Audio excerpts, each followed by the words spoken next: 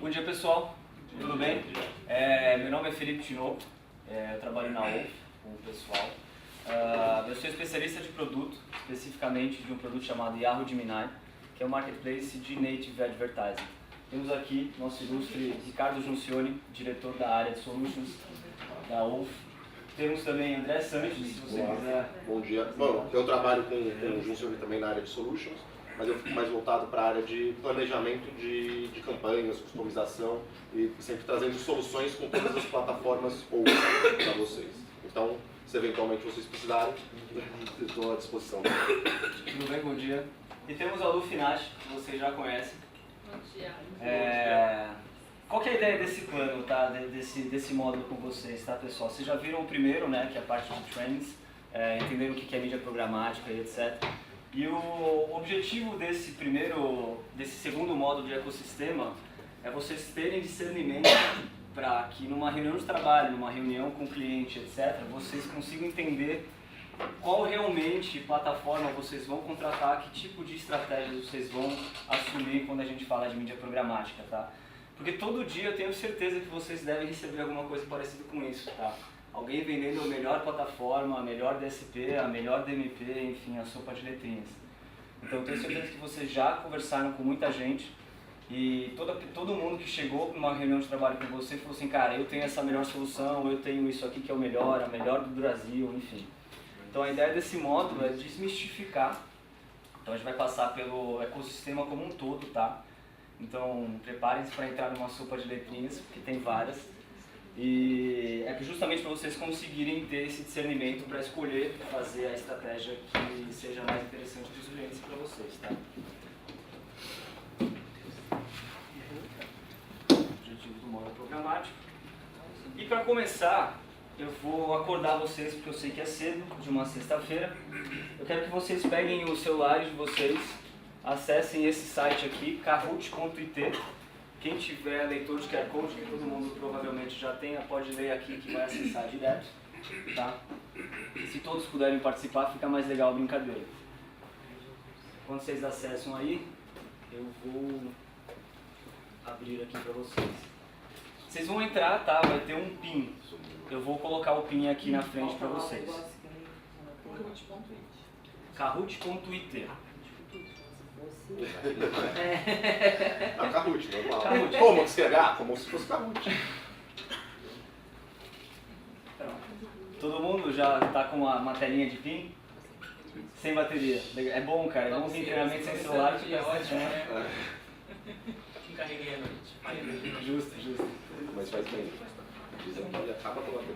Todo mundo está com isso aqui na telinha, lá com o PIN? Vou abrir então para vocês.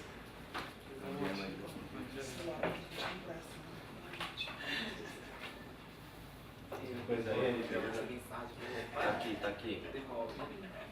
É do PIN. Qual que é a ideia, tá, pessoal? Não tá na tela. Não está na tela.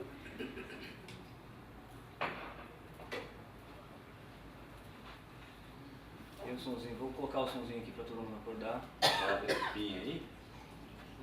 Coloca esse PIN aqui. E aí todos os players vão aparecer na tela, tá? Isso aqui é uma brincadeira só para todo mundo acordar, todo mundo ficar na mesma página. Não tá tocando a musiquinha, não sei porquê. Tem uma musiquinha que deixa... Tem um cabo de áudio aí. Tem um cabinho de áudio? Ah, boa.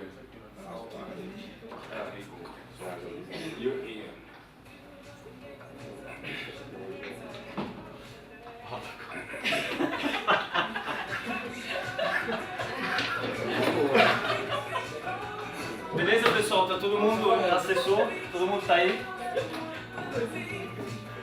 O que vai acontecer? O produtinho aqui vai mostrar uma pergunta e aí vocês vão ter que responder essa pergunta no celular, tá? As alternativas estão com cores no celular, vocês vão ter que responder no celular. Tem tempo, tá, pessoal? E é rápido. E é rápido.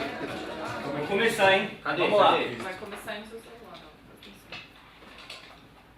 Jesus. O que é programático?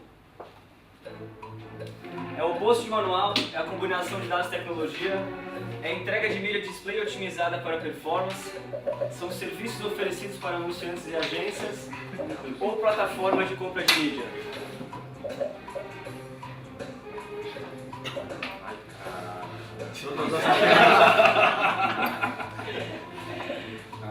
Ixi, peraí que travou aqui.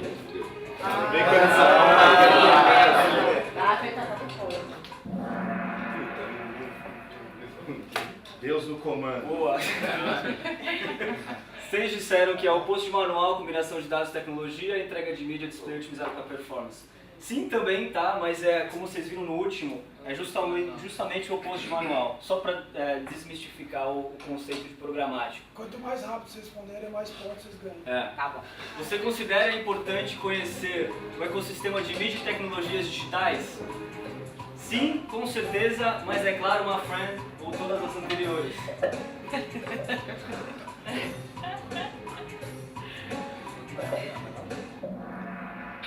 Pra acordar mesmo, hein?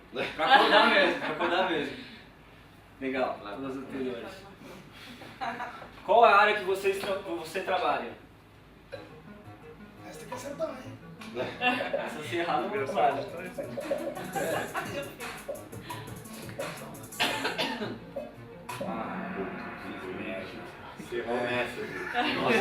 Legal, então a gente tem 4 aí de mídia digital, 4 atendimento e planejamento, outros incluindo digital. Qual que são os outros?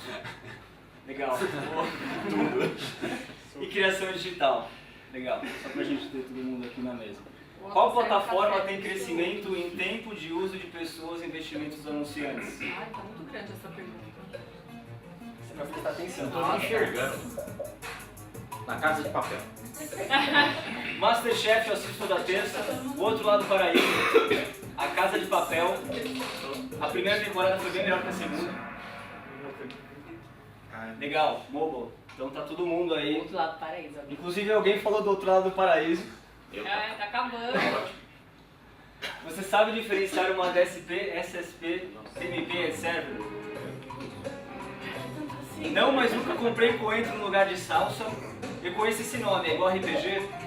Pra que tanta sigla?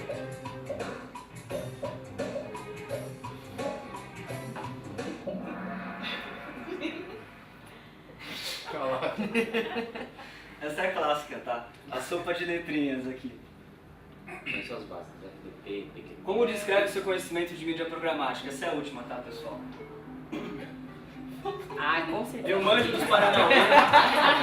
Vou negando as aparências, disfarçando as evidências. É um termo bonito. Ai, cara, você é um obrigado, pessoal, pela apresentação.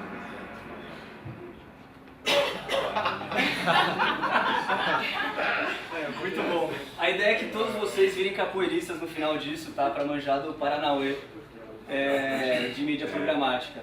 Deixa eu voltar agora pra apresentação. Isso aqui foi só pra gente acordar. Nem vi, Israel, eu joguei no seu nome. Achei que ia sair no final, mas forcei que você tirar 0.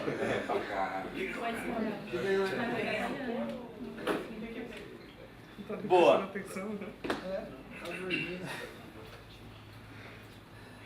Um belezinho aqui no... Legal. Cara, todo mundo já viu o que é mídia programática, né? O que a gente tem que pensar em mídia programática e por que ela é o oposto de manual.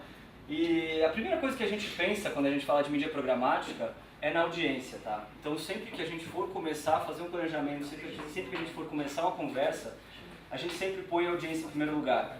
Justamente porque a mídia programática nos permite encontrar essas pessoas na internet toda e com relevância, com eficiência, tá? Então, o coração, literalmente, da mídia programática é pensar sempre a audiência em primeiro lugar. E o que quer dizer pensar a audiência, né?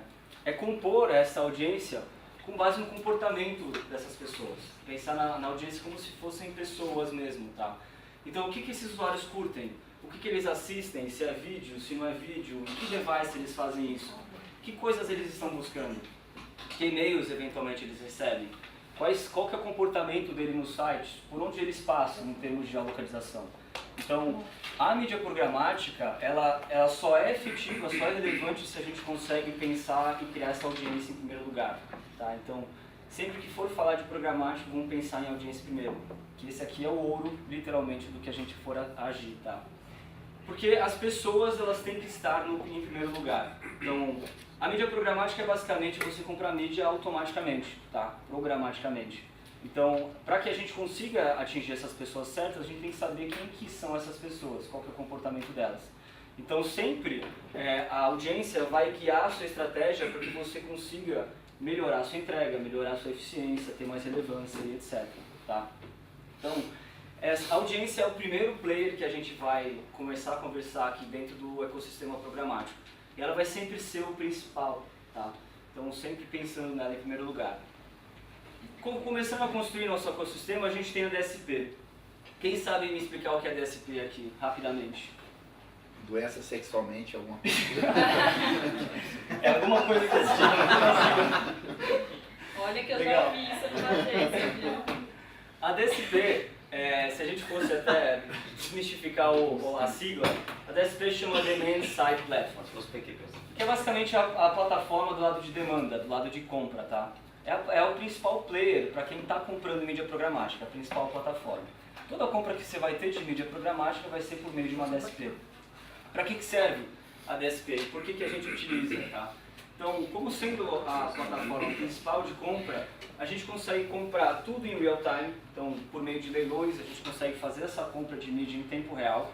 Diferente de quando você compra mídia em canais diferentes, eu vou comprar nesse canal específico ou nesse veículo específico, fica difícil de você manter um controle de frequência. Quando você usa uma DSP, você consegue setar uma frequência global, independente do local que você está servindo. Você seta uma frequência pela pessoa, tá? Então, ou o local ou o device, uma frequência única. Você pode atingir 95% da internet. Então, nessa plataforma, você vai ter acesso aos maiores portais, aos maiores veículos, aos maiores blogs, enfim, aplicativos, tá? Então, te dá um potencial de alcance muito grande e te possibilita fazer a sua estratégia de mídia com diversos formatos diferentes. E aí a gente não fica única e exclusivamente pensando só em um formato, em um canal. Eu vou fazer display nesse local, eu vou fazer vídeo neste local. Você pode ter uma estratégia holística, pensando na audiência, tá?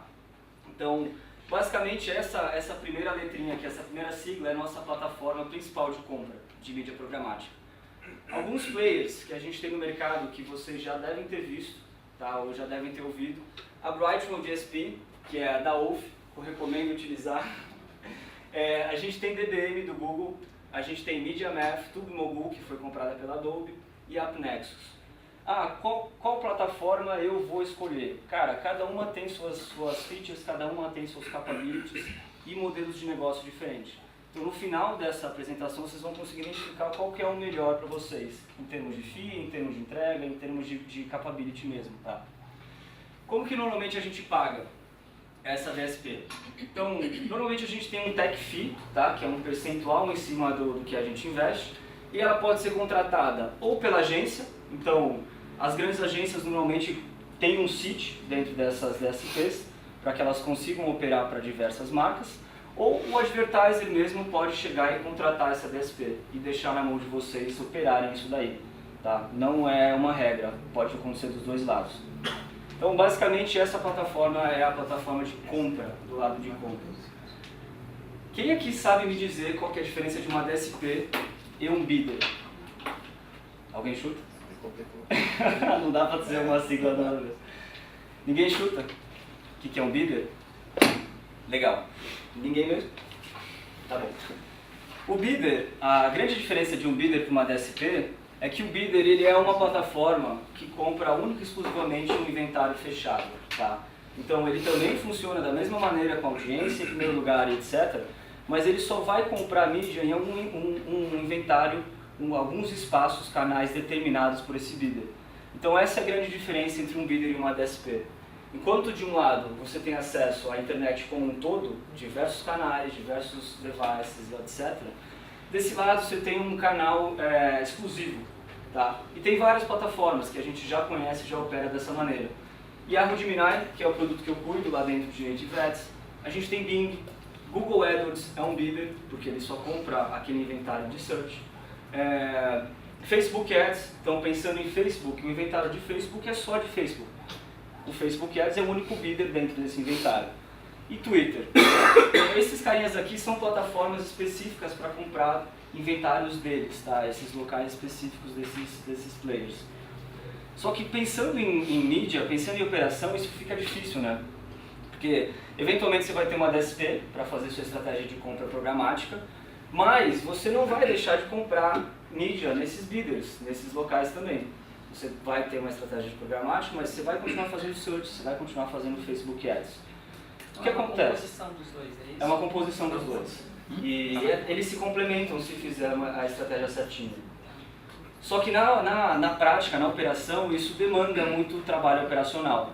Porque você vai ter uma interface aqui, você vai ter outras interfaces aqui. Então aí surgem os bid managers, tá? O que são esses caras? São basicamente plataformas que agregam esses bidders em um único dashboard, para que a operação consiga, não precise acessar Yahoo Gemini para subir uma campanha e Facebook Ads para subir uma campanha, plataformas separadas. Esses caras aqui são um dashboard único que você pode subir campanhas para todos esses bidders, tá? Então, eventualmente, algum cliente de vocês, os mais parrudos já nesse quesito de compra de mídia, vão utilizar esses bid managers. E alguns são esses players mais famosos, Marin, Kensho, Adobe Campaign Manager, etc. Isso aqui é simplesmente para otimizar a operação, tá? Então, essa é a grande diferença de bidder e DSP.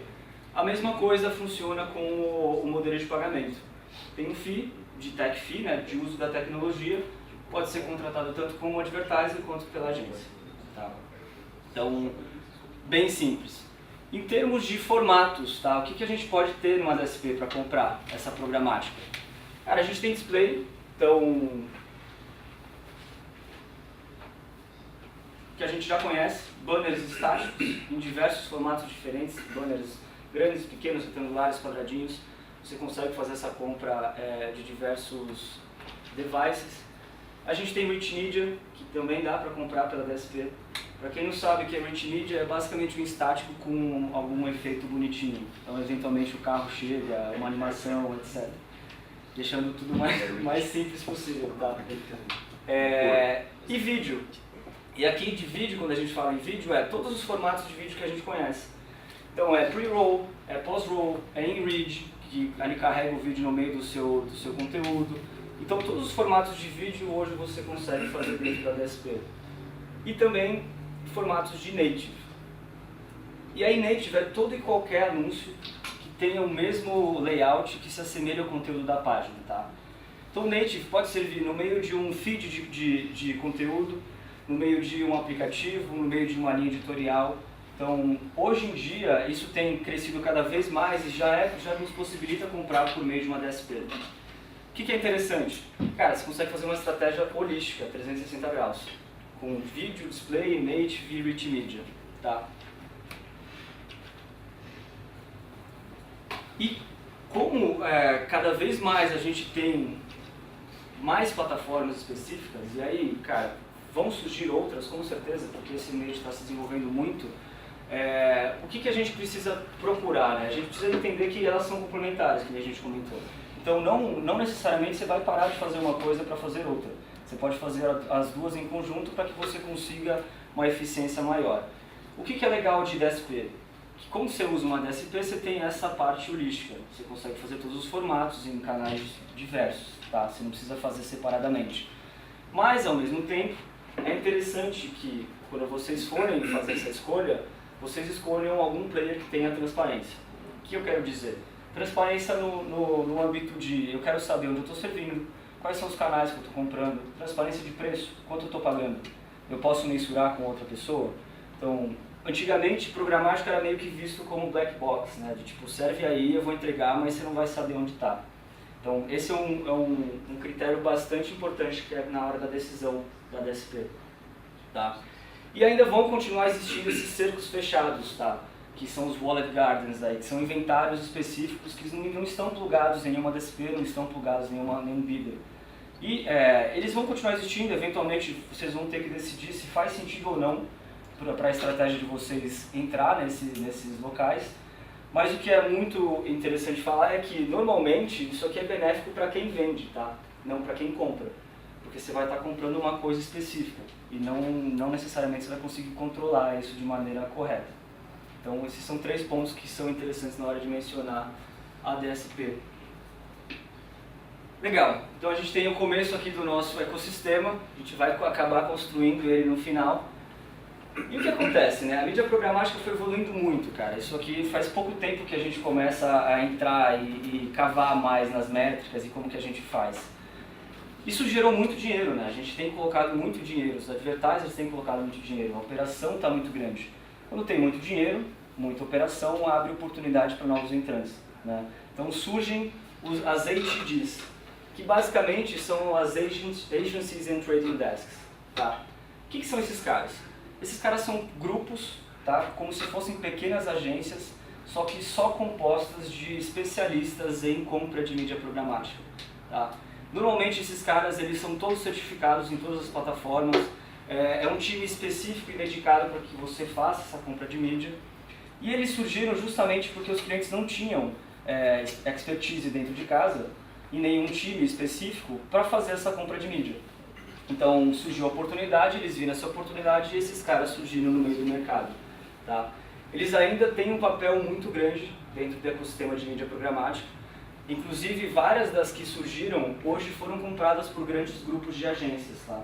Então, por exemplo, a Mnet, a Cadrion, esses caras já foram comprados e fazem parte de um grupo de agências. Eles surgiram justamente para conseguir fazer o fio, né? Completar esse gap que a gente tinha. Porque no começo era muito difícil. O que era Real Time Vision? Como que eu compro um leilão? Esses caras se especializaram e começaram a comprar mídia para esses clientes. Como que normalmente é pago essas trading desks? Eu estou com um probleminha aqui, cara. Acho que está acabando minha bateria. Acho que acabou minha bateria agora. Quer que eu... Foi. Normalmente tem um FII, tá? Então um percentual que é do valor investido da mídia. Então, tanto pode ser direto do advertiser, então o advertiser foi lá e já contratou uma Cadrion da vida para fazer a operação dela, ou pode ser pela agência. Então, tanto usando o grupo dentro da agência, ou contratando esse grupo por fora. Tá? Esses caras ainda existem e são bastante fortes dentro do ecossistema. Além das ATDs, a gente tem aqui, vou passar por aqui, tá ficando mais fácil, as agências, né? Que ainda tem um grandíssimo papel nesse ecossistema. Qual que é o papel da agência hoje no ecossistema de mídia programática? Tá?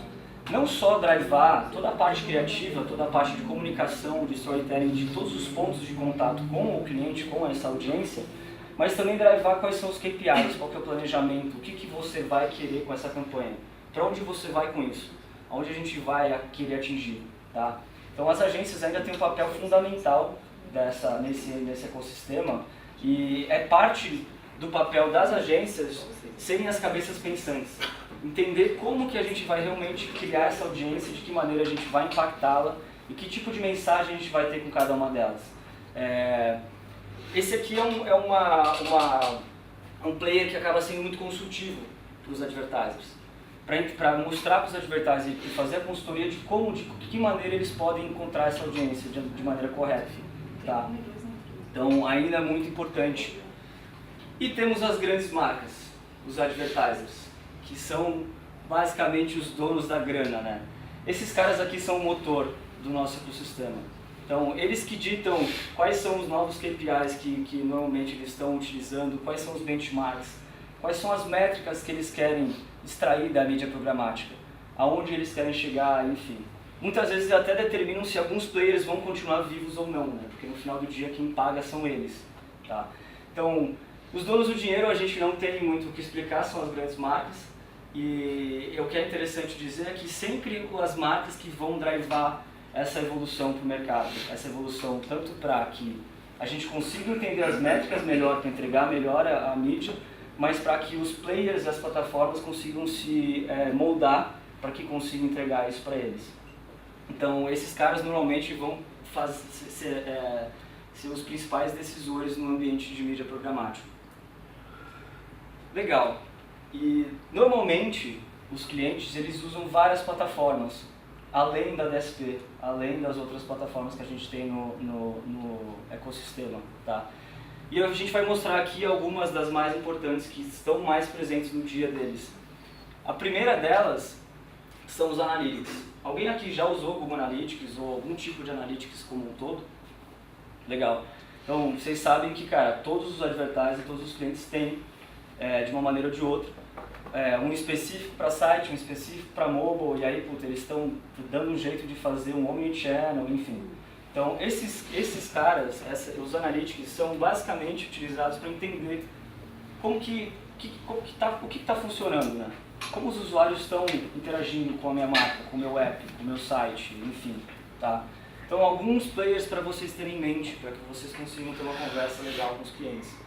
A gente tem Analytics específicos para mobile, tá? E aí, quando a gente fala específicos para mobile, esses caras são específicos para aplicativos. Então, hoje a gente tem Flurry Analytics, que é o que a gente tem dentro de casa, hoje de Wolf. A gente tem Firebase, que é do Google. A gente tem Kochava, AppsFlyer, Toon, Adjust. Esses caras são específicos para que a gente consiga extrair insights, dados de campanha, dados de comportamento, eventos, entender como que realmente os usuários estão lidando com o meu app. Tá? E não só, eles não só existem para entender dados de comportamento, mas eles existem também para entender a eficácia de campanhas. Então, normalmente, esses caras aqui, por exemplo, com uma campanha de app install e etc., esses caras vão ser os responsáveis para atribuir essa conversão, atribuir essa instalação para o canal de mídia que vocês fizeram. Então, eles são muito importantes hoje em dia para que a gente faça uma campanha efetiva também. E a gente tem os Omnichannel, que aí a gente engloba tudo, tá? Esses caras, eles conseguem traquear tanto o site, quanto o mobile, quanto, enfim, qualquer outro device que a gente tem hoje no digital. Inclusive, quando a gente fala um pouco de offline, por exemplo, o Convertro, ele consegue ver de toda a grana de mídia que você tem, qual que é o ROI, qual que é o ROAS, etc., que é um pouco mais complexo. Mas a gente tem Google Analytics, a gente tem Adobe Analytics, a gente tem Mixpanel e HIP Analytics, que mostram até hit mapping, click tracking, enfim, eles fazem recording, gravam todas as telas do site, enfim. Então eles trazem bastante insight para o advertiser. E no final do dia, eles são pagos com FII anual, tá? Ou são gratuitos, e aí algumas ferramentas são específicas de um plano pago, ou eles são pagos de uma vez por todas. E normalmente são contratados direto pelo advertiser, porque afinal é o advertiser que detém esse dado, né? Detém essa plataforma. Mas vocês com certeza vão trabalhar muito com eles. Para que serve? Mensuração, atribuição, então não só de mobile, mas também de sites, etc. Esses caras que vão dizer, o seu maior tráfego está vindo daqui, a sua maior taxa de conversão está vindo desses canais. E aí desses canais, quais são os criativos que estão convertendo mais? Então isso aqui vai ajudar muito na atribuição, porque vocês tenham mais insight para conseguir fazer as otimizações. Do mobile, você fala do aplicativo, quando é um aplicativo nativo ou se ele estiver no browser também? Também. Isso é legal, tá? Se for web app, a gente consegue hoje em dia já implementar um SDK, que é a linha de código deles lá que precisa num web app. Tá. Mas pode ser nativo também, que aí é desenvolvido em Swift, etc. Mas normalmente eles são bem intrínsecos no código, para que eles consigam fazer essa atribuição depois. Pessoal, e perguntem, tá?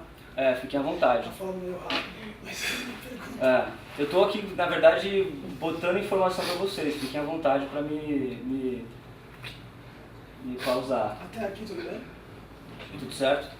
É que eu estou vendo o tempo, cara. Eu sei que a gente tem até 10h30, então estou botando rápido. Tá muito rápido? Você não? Tá ótimo. Tá ótimo, tá de boa, tá até Tá saindo fumacinha. O que mais os clientes usam? Os ad servers. Então os ad servers vocês conhecem. São basicamente plataformas, são servidores que deixam todas as campanhas, todos os criativos, todas as URLs parametrizadas em um único dashboard. Por quê? Porque o advertiser ele vai usar o DSP, ele vai usar Facebook Ads, ele vai usar Google Ads, ele vai usar tudo isso. mas ele não quer simplesmente chegar e entrar em cada uma dessas plataformas para ficar vendo reporting, para ficar vendo uma análise geral. Então o que ele faz? Ele usa um ad server para parametrizar tudo isso e ver isso tudo dentro de um dashboard. Então normalmente isso é contratado direto pelo advertiser e é um FII mensal no CPM, então um custo por 1000 impressões. Normalmente os clientes já mandam essa parametrização, tá? Então ele já vem com um link parametrizado para que eles consigam analisar depois, ou até vocês acessando isso daí. Então, alguns players que são os mais famosos hoje no mercado, que mais utilizam, Edmotion, Predicta, o próprio DCM do Google, Reamp, Seismic, e aí outros, tá, no geral. Tem Dyned, tem, enfim, mas vocês vão ter bastante contato com eles. Legal, então a gente já tem audiência, em primeiro lugar, para que a gente consiga servir a mídia para a audiência, a gente tem uma DSP. Eventualmente, eu posso ter uma trading desk, se eu não tiver alguém que faça essa operação para a gente dentro de casa. As agências, para dar drive, para fazer planejamento, identificar, fazer toda a consultoria. E as marcas que utilizam essas plataformas para ajudar, né, no traqueamento, para ajudar na eficácia da campanha. Mas legal, como que eu monto essa audiência? A gente tem que utilizar os dados, né? E aí tem dois grandes players na parte de dados que eu acho legal todos saberem. Primeiro a DMP. Então, a DMP é um grande banco de dados, tá? Imagina assim um grande storage local que os advertising guardam os dados. Para que serve essa plataforma? Numa grande empresa você tem diversos setores, né? E aí eventualmente você tem mais de um CRM. Então, você tem um do call center, tem um específico de B2B, um específico de site. Normalmente isso fica difícil de você agregar tudo num lugar só. Então o papel da DMP é justamente isso, é unificar todos esses CRMs, todas essas fontes de dados em uma única plataforma, para que o cliente consiga utilizar todos esses dados deles para as campanhas. Porque senão são só dados, né? Não são acionáveis, não são nada, você não consegue fazer nada com esses dados. Então o papel da DMP é justamente isso, tá? É agregar, armazenar e categorizar todos esses dados. Então lá dentro da DMP eles vão conseguir criar os próprios clusters. Pessoas que já são os melhores clientes, pessoas que já fizeram X compras, ou pessoas que fizeram isso, isso, aquilo. Então na DMP normalmente você consegue fazer essa categorização, para que depois você consiga utilizar essas audiências na DSP. Alguns dos grandes players que a gente tem de DMP, Tail, Naveg, Audience Center do Google, o próprio Adobe, BlueKay, enfim. Esses caras normalmente são contratados direto pelo advertiser, mas podem ser também contratados por uma agência ou por uma trading desk. Tá? Normalmente é com o advertiser porque ele quer colocar isso tudo num único lugar. Ele quer botar esses dados em um único lugar para usar. Então, o que você consegue com uma DMP? Insights, você consegue clusterizar seus dados próprios, você consegue fazer retargeting de maneira efetiva. E aí de maneira efetiva ninguém melhor do que o cliente ou vocês para ter esses dados, né? E como vocês podem acionar esses dados para a campanha. E não só isso, né? Muitas vezes você consegue retornar os dados de campanha para dentro da DMP. Então você consegue, depois que você rodou uma campanha, você consegue retornar esses impactados. Se você criou uma base, você consegue voltar para a DMP para utilizar depois.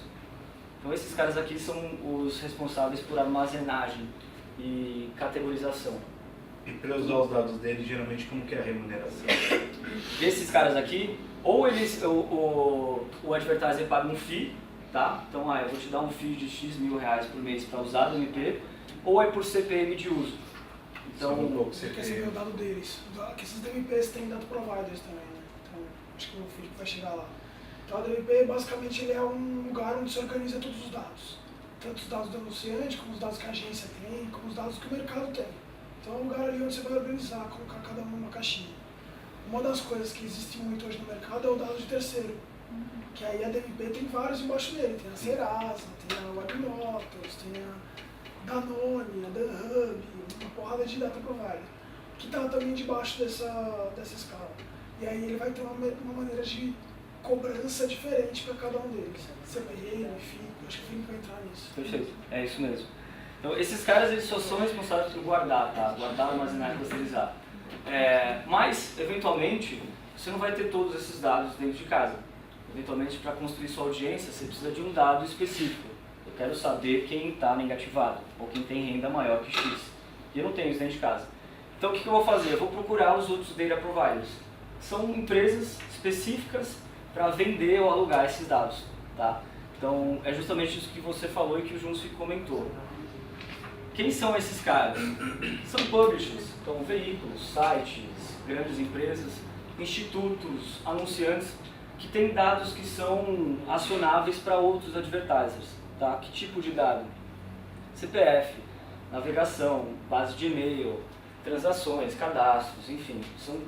É uma variedade gigantesca, tem até dado de comportamento. Tá? E tem vários players que fazem essa venda, como o Tail, como o Naveg, etc. Normalmente, eles são pagos ou por um percentual de uso, tá? Que é como se fosse um aluguel, ou por um CPM. Então, eu estou construindo minha audiência lá para servir, eu vou pagar X% a mais, ou um aumento de X% de CPM para utilizar esses dados também. Então, esses caras são os responsáveis por alugar esses dados. Acho que um exemplo aqui, todo mundo conhece a Naveg, o teu target. Todo mundo? Basicamente a Naveg e a teu target não tem dados. Eles não têm dados nenhum. Se eles não tivessem esses data providers embaixo deles, eles não teriam dado nenhum. Então a Naveg vai lá, coloca uma tag deles, uma porrada de site, e ele começa a coletar o perfil das pessoas navegando na internet. Aí isso começa a ser o dado dele. Só que ele precisa de alguma fonte para ter um dado, entendeu? Então a Serasa é um dado, é uma fonte, os sites são outra, tipo o UOL é outra fonte, o Yahoo é outra fonte. Então tem várias fontes para até chegar nisso. E aqui eu acho que o grande ponto de provocação às vezes a gente está comprando dado que a gente não sabe nem de onde vem. Então o cara vira para você e fala, que eu tenho um amante pro futebol. Você fala, de onde você tirou esse dado? Você tem um dado de cadastro? Você tem alguma coisa? Ah não, eu tenho aqui o amante de futebol. Então acho que o objetivo do treinamento é muito vocês começarem a se questionar dessas coisas. Na hora que a gente falou lá do Overlap, cada hora vem um cara aqui vender para vocês, puta, eu tenho uma solução de vídeo 360. Só que talvez a solução de vídeo 360 você já faz outra coisa aqui dentro que já dá para fazer, entendeu? Tá meio que... E até começar a abrir a cabeça na hora de construir, né, a audiência. Então, se eu não tenho dado, qual outra empresa que normalmente tem esse dado pode me emprestar?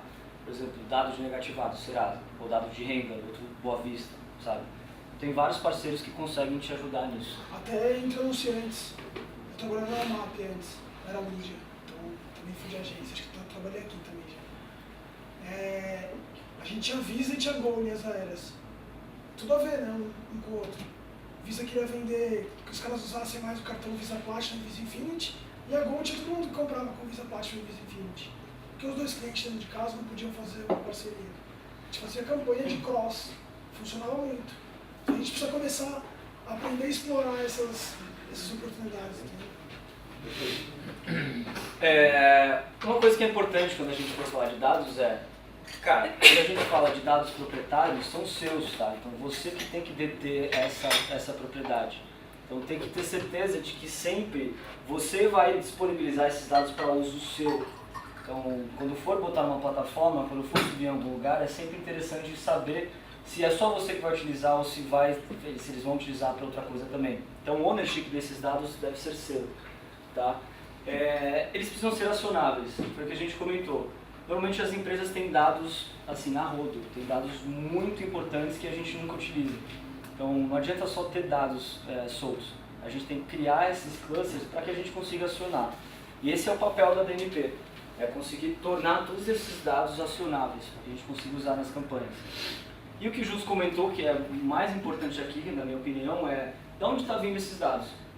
Então, muitas vezes vocês vários data providers vão bater aqui na porta de vocês ou dos seus clientes, falando que tem um dado específico. Eu tenho um dado de mães de 34 anos que compram milkshake, sei lá.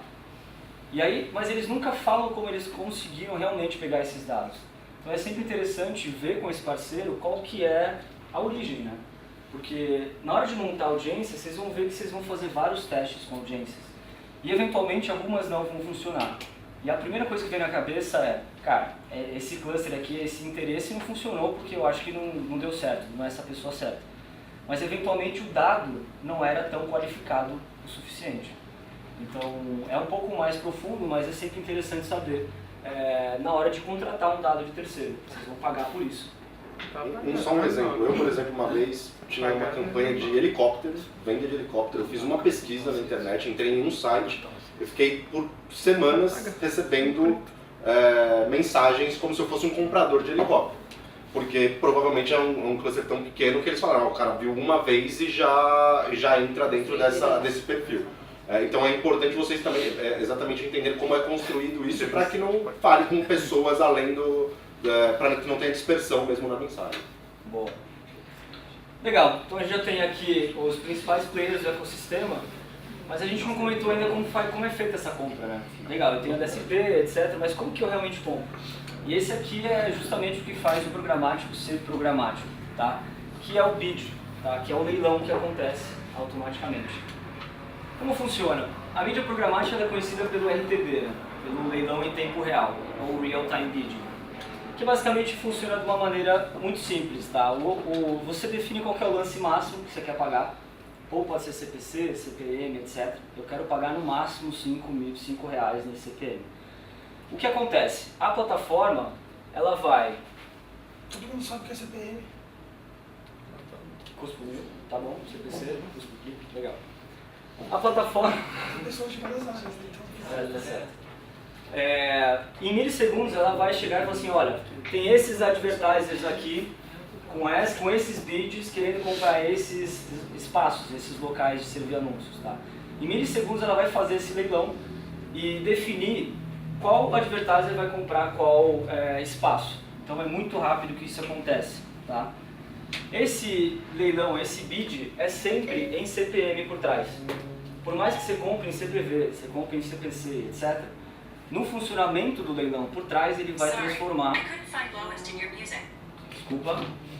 Ele vai transformar em um CPM, até para botar todo mundo na mesma mesa. E independente da moeda que você utilize, ele também vai converter para dólar. Porque senão não fica fair, né? Você comprar em dólar e eu comprando em real, eu nunca vou comprar nada. Então ele faz essa conversão. Obrigado. E aí como que funciona? Opa, tô com um delay aqui nesse clicker, cara, desculpa.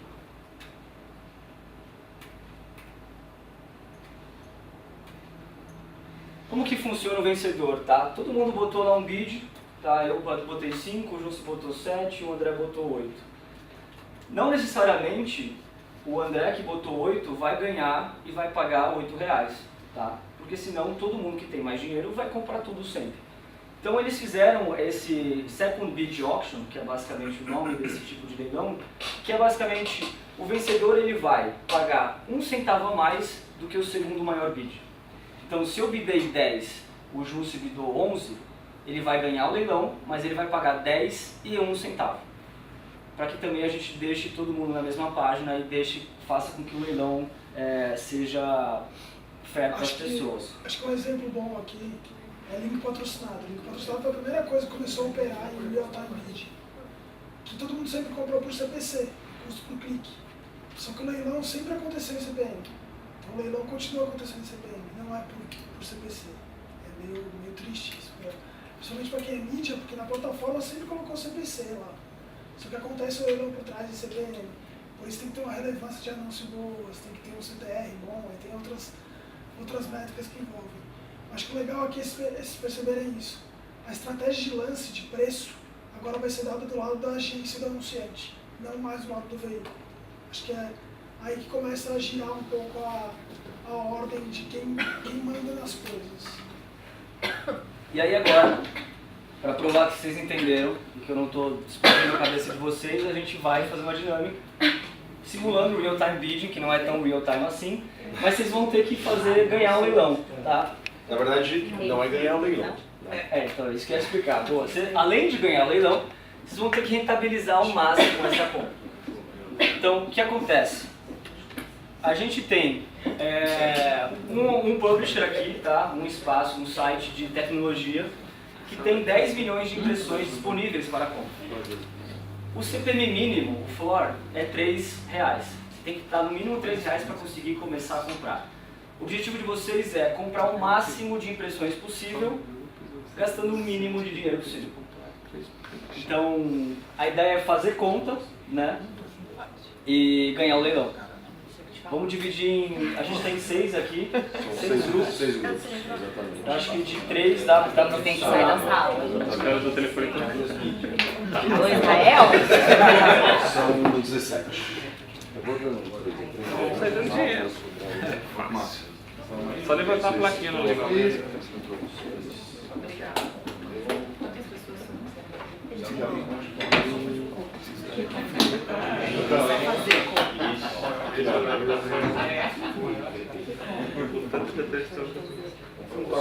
A gente vai passar vergonha.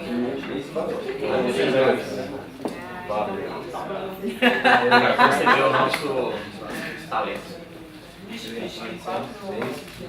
Lisa, tem que estar Israel, Israel, São 3 leilões no total. A gente vai começar com esse Tech News, então não precisa preencher os outros ainda. Por que não precisa preencher os outros? Porque provavelmente, na hora que vocês fizerem o primeiro, vocês vão entender melhor como funciona a dinâmica para poder pensar em melhor o segundo. Beleza? Mas a ideia é essa. No total tem um CPM de R$3 e ganha quem conseguir comprar mais impressões desse token. Não adianta colocar um valor máximo, se é 3 eu vou colocar 10, eu vou ganhar, porque você vai ganhar leilão, mas o seu dinheiro vai valer menos. Então o segredo é colocar, vai comprar mais impressões de vocês.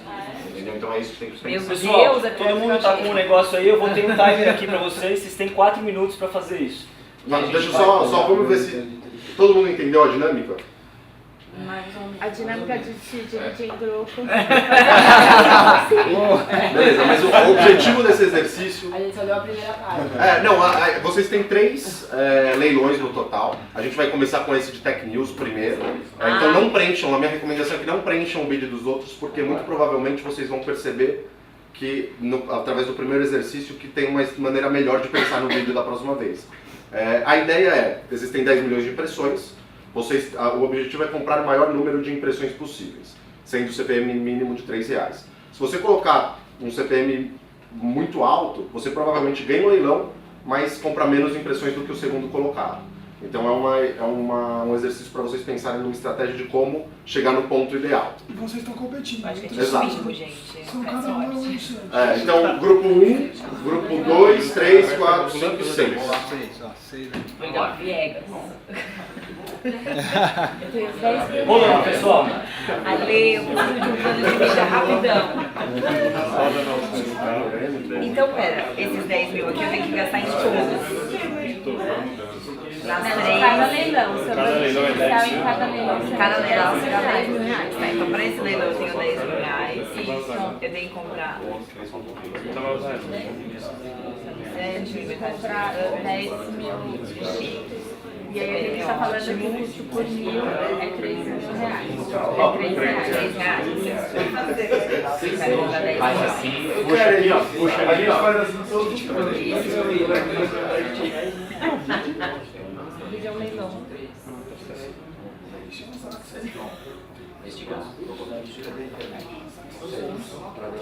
Eu, gente. Eu não sei a lógica. Nath, olha a minha cara. Eu sei transformar uma tribo, se você viu. O Israel viu 2 vezes. Ele não viu isso que era bom, ele viu o quarto. Se ele tivesse quarto, eu ia saber toda a resposta.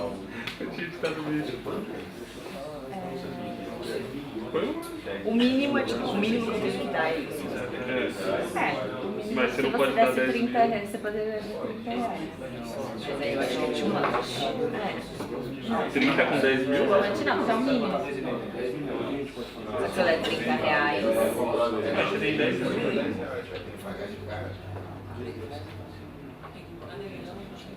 Você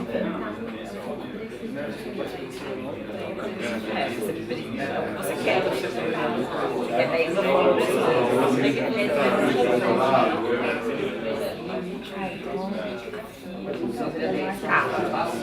tem também. Não, são 10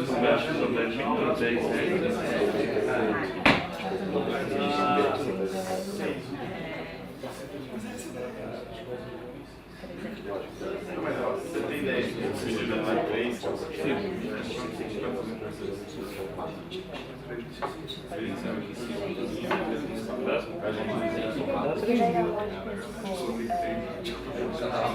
pode dar um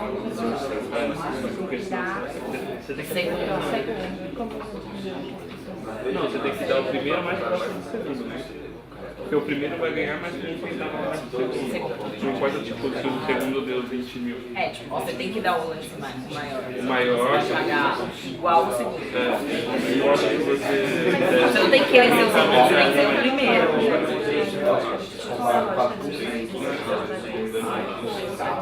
Porque você é porque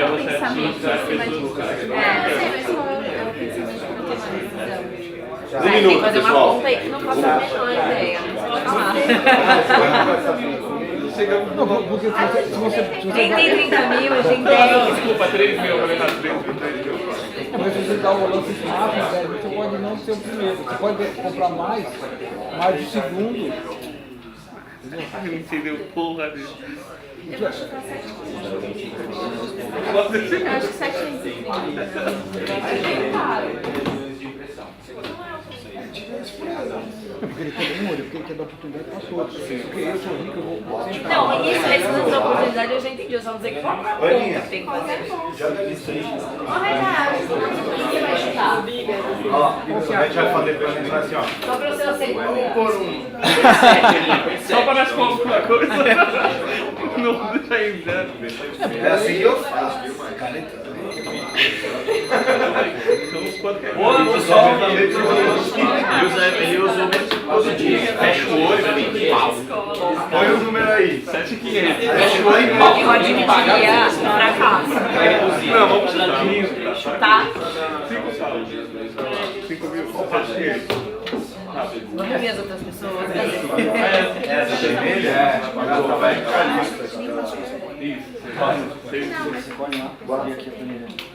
Pessoal, coloque o nome dos grupos e o bid na folha, tá? O nome do grupo? Só do primeiro. O número do grupo. Só do primeiro. Não, só o primeiro. Só o primeiro, isso. Ó, esse aqui não usamos, viu?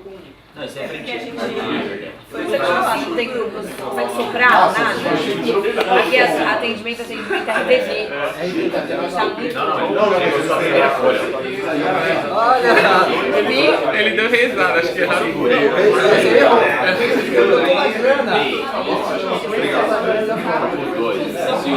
vídeo é quando eu dou. É o valor total. Eu tenho 10 mil. Quanto você pode dar pro CPM? Tá dando limite. Ah, quando você CPM. Não pode deixar isso. Só metade. É porque assim, isso não é um CPM. Foi dólar, Pagar por mil pessoas, R$3, R$5, R$6. Deu metade? Mas agora. deu 5 reais. Vocês estão então. Já vamos pensar no segundo. Foi 7. Qual que é o grupo Corinthians? É o grupo 5, então. Grupo Corinthians. Isso e o grupo não, é só coloca R$3 e ele vai ser A gente não fez como.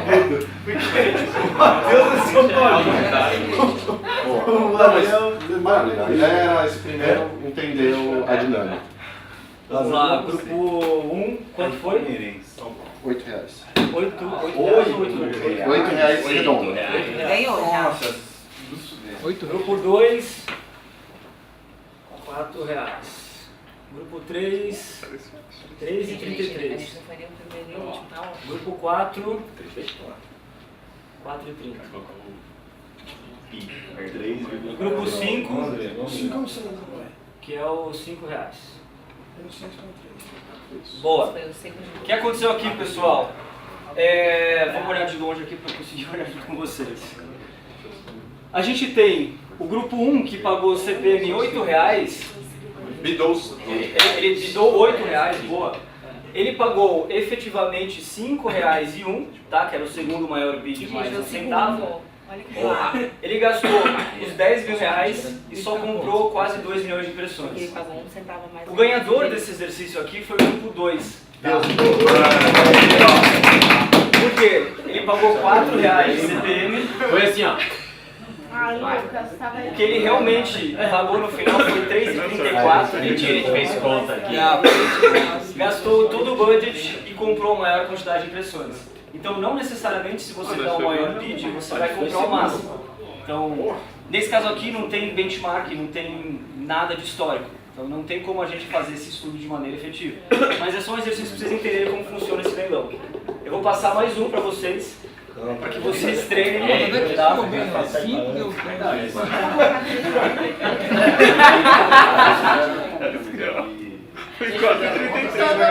Ah, entendi. 3,33 desse. Ah, chega lá, Roberto. Pessoal, agora a gente tem um publisher, um veículo de esporte, tá? Com 15 milhões de impressões disponíveis. E o mínimo que você tem que pagar. A gente só tem 2 minutos e meio. Tá, esse vai ser mais rápido. Valendo, pessoal. Eu só não entendi uma coisa. Quem paga mais ganhou. Então, o primeiro que Tá tava difícil de enxergar, né? ele ganhou, a pegada dele. Aí, o outro só ganhou na loja. Não ganhou, não ganhou. Ele é o vencedor porque ele foi mais. Ele pagou mais. Senhores, valendo já.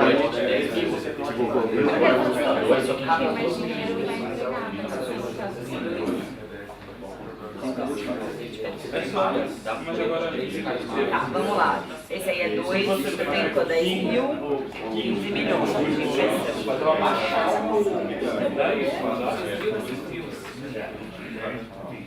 A gente já Foi em 15.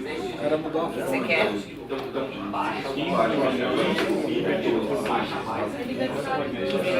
2, 7 milhões.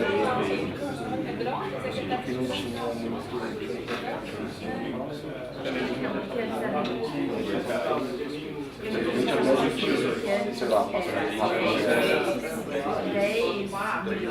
Senão ele acaba tendo uma função.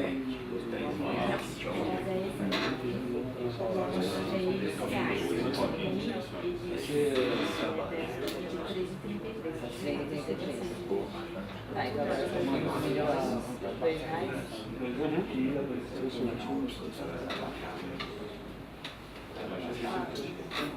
Não dá. 15 milhões dividido por 2.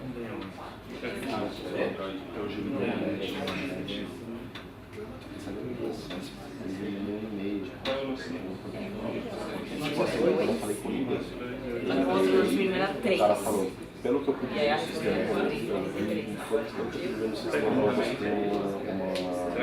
técnico para hoje, da casa. Você confirmou? Eu falei que não. foi 10, depois era 3. Não acho que é isso. E aí eles deram 3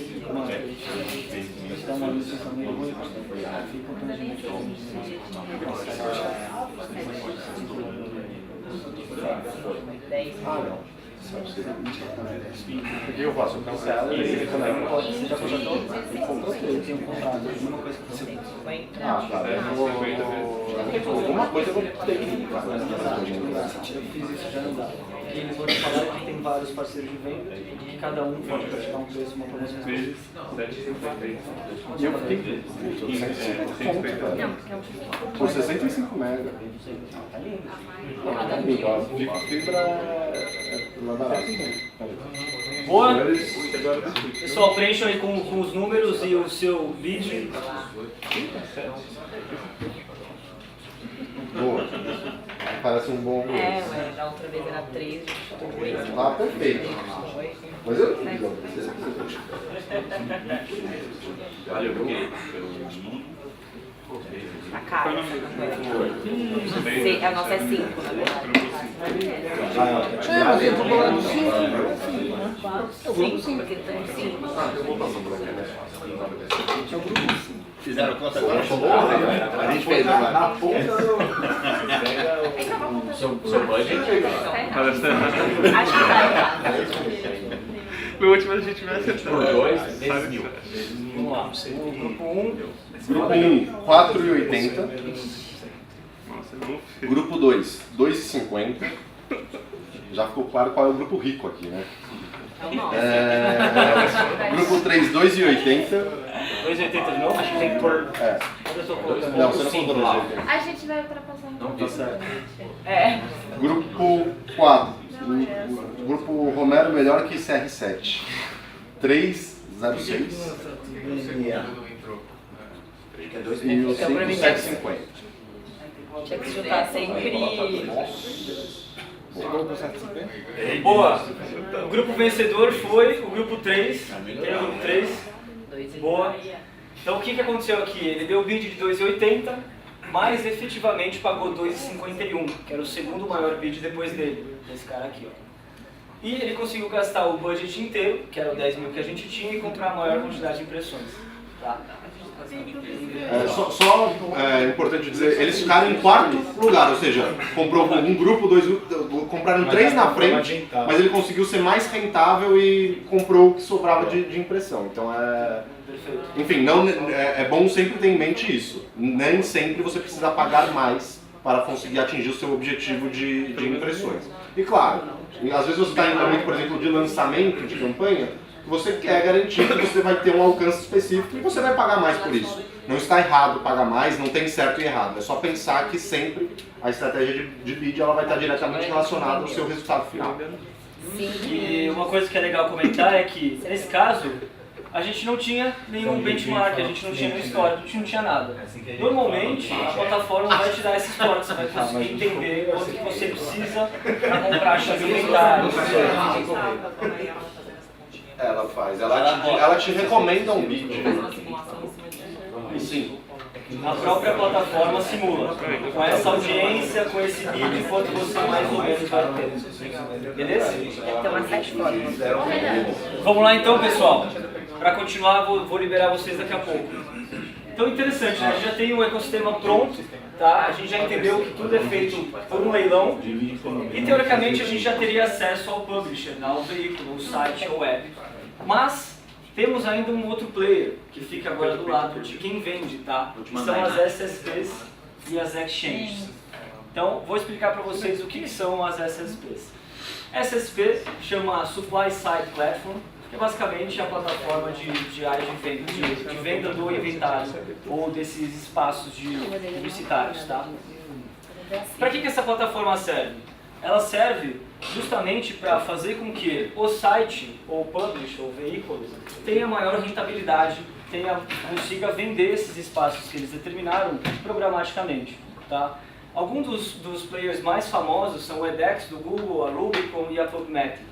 Esses caras, eles ficam responsáveis para fazer a integração de o que eu tenho para vender, então espaços publicitários no site, com a programática, tá? Com as outras plataformas.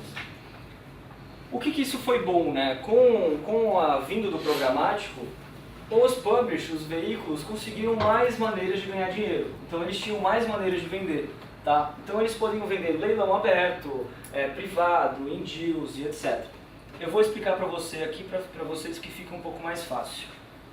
O modelo de pagamento também é um percentual, tá? É um fee, e sempre contratado diretamente pelo publisher, porque é o publisher que está vendendo, tá? É o publisher que está fazendo essa venda por meio dessa plataforma. A gente tem alguns modelos de compra mais famosos quando a gente fala de programático. Open Auction, que é basicamente um leilão aberto, tá? Então todo mundo pode comprar, não tem inventário ou espaços pré-determinados, e é sempre com um second price auction, é sempre com o segundo maior bid mais 1 centavo. Aqui todo mundo pode entrar, tá? Aqui é o mar aberto, todos os advertisers, todos os publishers e etc. A gente tem o Private Marketplace, que foi basicamente o que a gente fez aqui. Então a gente tinha um inventário determinado, tá? Então 10 milhões de impressões, etc. A gente tinha um mínimo de CPM para fazer a compra disso, e a gente tinha clientes selecionados, mais do que um sempre, mas vocês competiam entre si por um inventário específico. Esse aqui é o funcionamento do Private Marketplace. Não era para qualquer um. Então, por exemplo, qualquer um. Eu tenho lá meu inventário de MSN carros. Eu só quero selecionar pessoas, eu só quero selecionar Volkswagen, Chevrolet, Renault, Nissan para poder comprar nesse inventário que eu tenho lá. E aí eu falo para eles, ó, vocês podem comprar vocês vão pagar no mínimo R$5. Briguem aí para ver quem quer comprar, quem quer pagar mais. Esse é o modelo prático. E aí o que é importante mencionar é que não é reservado, tá? Eles vão competir, mas não necessariamente um deles tem a garantia de compra, porque vai ter o leilão. A gente tem o Preferred Deal, que são basicamente uma evolução da venda direta, que de antigamente a gente fazia junto com os veículos, tá?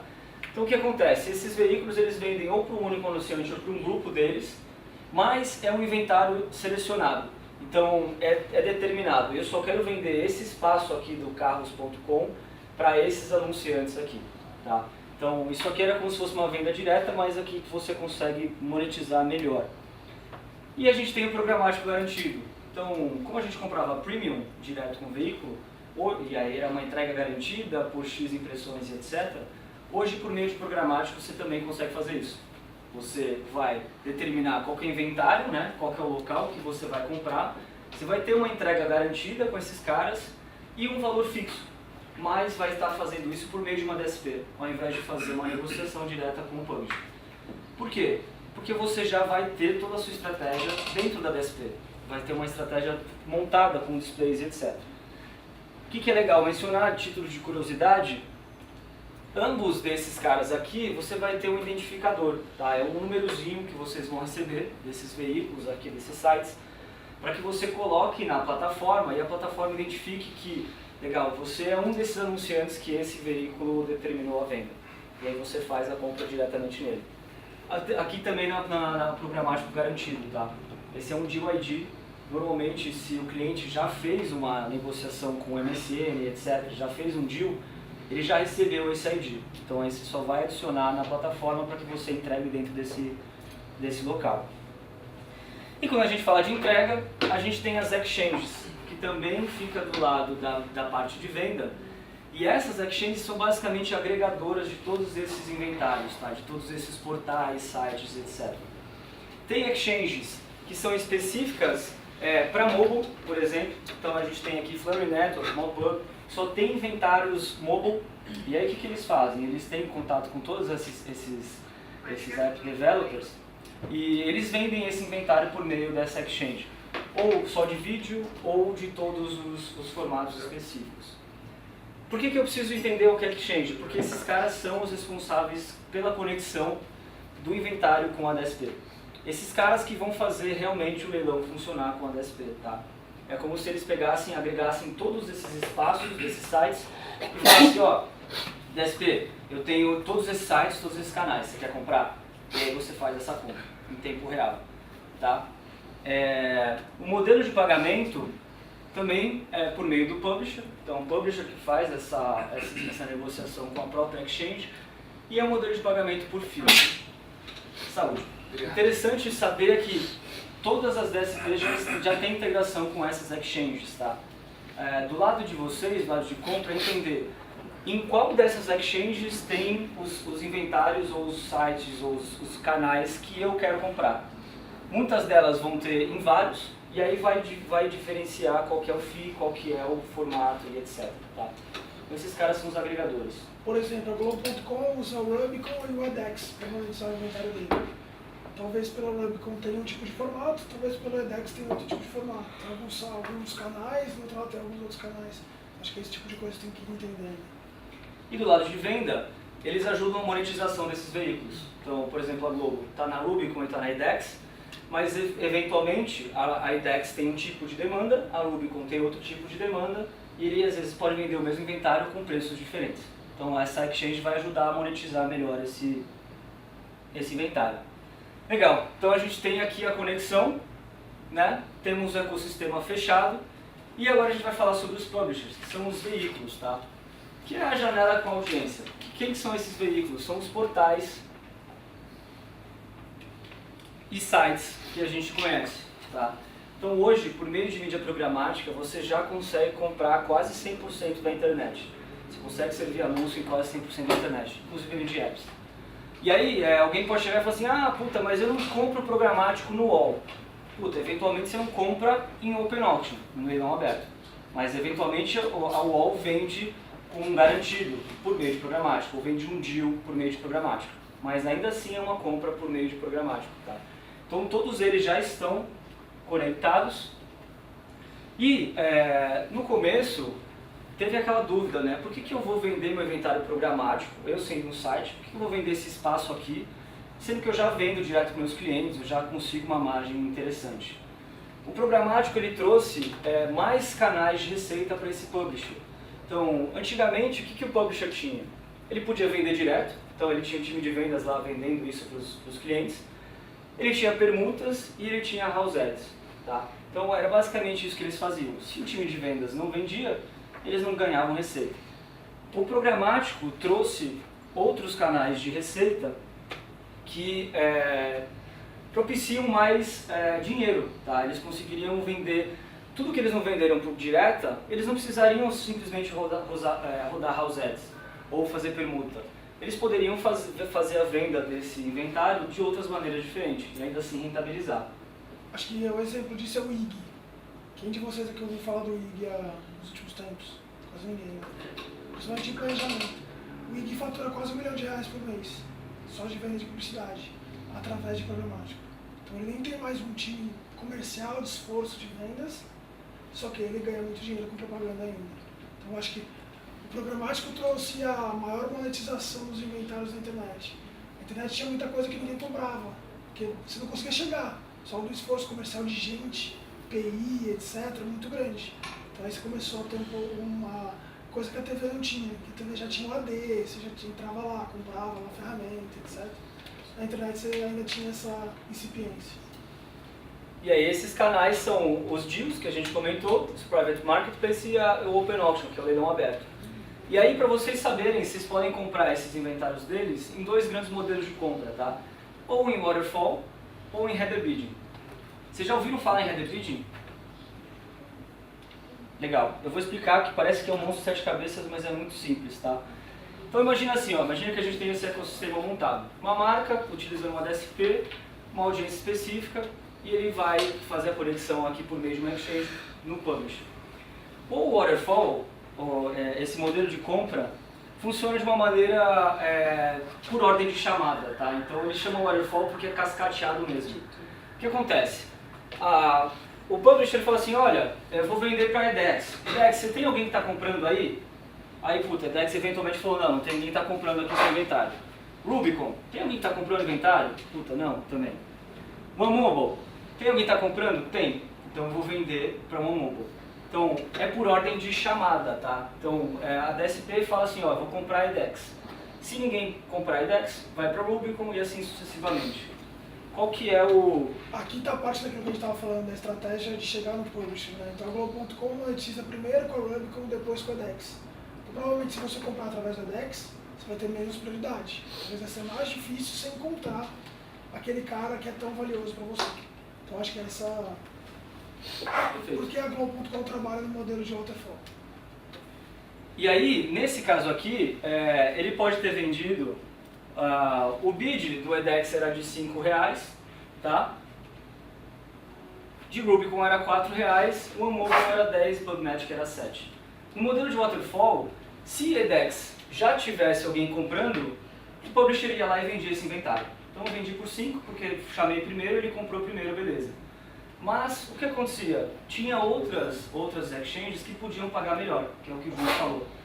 Então, para aumentar a monetização, eles criaram o Header Bidding, que é basicamente um script, tá? Uma linha de código que o publisher põe para que coloque todas essas exchanges, todas essas plataformas na mesma mesa, para que o publisher consiga identificar qual que é o melhor bid para ele. Tá? Então, o Header Bidding é basicamente um oposto do cascata, né? do Waterfall, para monetizar melhor o publisher. E apesar de parecer que isso encarece o bid, na verdade isso dá mais poder para o anunciante, porque o anunciante ele não vai depender de em qual exchange ele está conectado, e sim de quanto ele quer definitivamente pagar. Perfeito.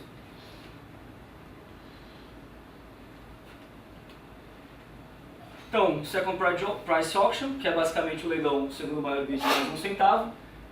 Nesse caso aqui um exemplo de 10, 100 e R$8 de bid. O valor máximo que ele está disposto a pagar seria R$1. Ele monetizaria 1 centavo a mais, ele teria monetizado. Só que também surgiu o First Price Auction.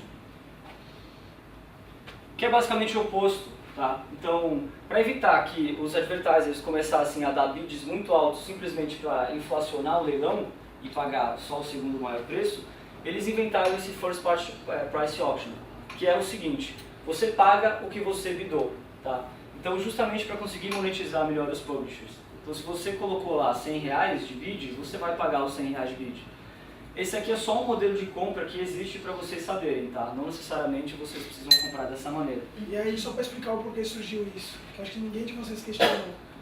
Mas acontece tudo isso em real time, né? Principalmente o bid, de você pagar um centavo a mais do que o segundo colocado. Só que você nunca vai saber quem foi o segundo colocado, né? Então, por exemplo, a Globo.com, você está comprando a Globo.com por R$10. Porque ela te falou que o segundo colocado estava pagando R$9,99.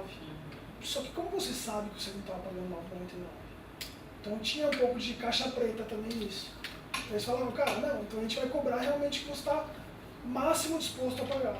Então uma ou outra exchange só está começando a trabalhar nesse modelo, mas ainda é muito começo. Tá? Só para vocês já terem, que as coisas vão mudar, porque esse treinamento aqui daqui 6 meses não existe mais. Já tem 300 coisas que não existiam. Isso aqui eu imagino que vocês estão assim nesse momento. Isso aqui era a minha cara quando eu comecei a ver esse negócio de ecossistema. Tá. Mas vai mudar. Não se escondam. A gente se familiariza e acha que tudo bem. Não vou prometer o tempo, cara. Ai, caramba. Mas legal. E como que se divide, né? Tendo tudo isso em mente, por que a ideia é passar todos esses players para vocês? Para que vocês consigam depois fazer análise, qual que é o share de investimento que vocês estão colocando. Então, não só fazer análise tendo uma DSP, uma exchange e um publisher. A ideia é vocês saberem todos esses players para que vocês analisem todos esses stakeholders que tem no meio do caminho. Para vocês saberem quanto realmente está indo para investimento de mídia e quanto eu estou deixando de percentual de FII para cada um desses players. Tá? E não é ruim isso. A ideia é que vocês saibam para que vocês determinem quais ficam, como eu escolho, qual que é o FII ideal para mim, para que eu tenha uma melhor rentabilidade, uma melhor eficiência na campanha. Tá? Então essa é justamente a ideia de passar por todos eles. Porque no final do dia é necessário ter transparência. Tá? Então é interessante que você tenha tudo isso em mente para que você tenha a visão clara de todos os domínios que vocês estão entregando, para que vocês tenham a possibilidade de fazer blacklist, whitelist, ter controle total, para que vocês tirem, coloquem, otimizem ou paguem mais se for necessário. Tá? E quando a gente fala de transparência, automaticamente a gente fala também de mensuração. E a mensuração, como a mídia tem evoluído cada vez mais, a gente tem cada vez mais evoluído as métricas também. Então, quando a gente fala de métricas qualitativas, a gente tem pensado cada vez mais se o anúncio está sendo visto por um humano ou não, se eu estou servindo o anúncio no lugar que é seguro para a minha marca, se é bot ou não, se é um inventário fraudulento ou não. Então, a transparência é necessária para que você consiga ter análise dessas métricas, você fazer uma análise qualitativa da tua entrega. Mas não só ficar também em métricas de mídia, né? Porque no final do dia os clientes querem trazer resultados de negócio. Ou como, por exemplo, eu sou uma marca de bens de consumo e não necessariamente eu vendo um produto online. Mas eu faço muita mídia digital porque eu sei que influencia na minha jornada de compra. Como eu, marca, consigo saber se esta mídia que eu fiz digitalmente realmente trouxe retorno? Tem alguns players, por exemplo a Cantar, que consegue fazer isso. Ele consegue atribuir uma venda no ponto físico a uma mídia que você fez no digital. Alguns players, para vocês saberem, eu sei que a gente está com pouco tempo agora, mas para vocês terem noção de quem são esses institutos que fazem essa mensuração. Tá? Nielsen, Comscore, Moat, IAS, DoubleVerify são os mais famosos. Muito provavelmente vocês já vão lidar com esses clientes que já têm a contratação, ou vocês podem simplesmente contratar direto por meio da DSP. Tá? E por quê? Porque a gente precisa ter essa mensuração aberta. Então, como é tudo novo, está tudo mudando muito rápido e a gente está começando a evoluir as métricas agora e medir a efetividade, a gente precisa ter certeza de que a gente possa contratar um terceiro para medir isso, para que a gente não fique na mão do veículo ou da plataforma dizendo que, cara, essa foi a sua efetividade da campanha, plataforma, estou dizendo que eles foram vistos ou não. Para que você tenha a possibilidade de chegar e contratar um instituto especializado na mensuração para realmente auditar se foi entregue, se foi de qualidade ou não. E aqui algumas razões para acreditar na mídia programática, tá? Então, você tem um potencial de execução da sua estratégia 360 graus, tá? Quando você começa a fazer mídia programática. Então, tendo foco na estratégia, você vai conseguir atingir o resultado. Com um potencial de target muito grande. Então, quando a gente fala de targeting, é, cara, pegar essa pessoa como ela realmente é e colocar ela no centro, porque assim você vai conseguir encontrar a pessoa certa. Para você conseguir ter mais eficiência, ter transparência para ver se tudo está correndo da maneira que você já contratou ou se você está pagando tudo que você já tinha combinado e poder mensurar isso em tempo real e com parceiros que você acha interessante, acham idôneos para mensurar, tá? Então esse aqui é o final da nossa composição do ecossistema e parece um bicho de 7 cabeças, mas na verdade não é. E a ideia de passar por todos é que vocês com certeza vão ter conversas com os clientes, conversas com outras pessoas sobre esses players. Ah, Danone, você tem uma DMP? Puta, a Danone quer fazer alguma coisa em mídia programática. Posso utilizar os dados da própria Danone? Como que eu pego? Direto com a DMP, direto com o Data Provider.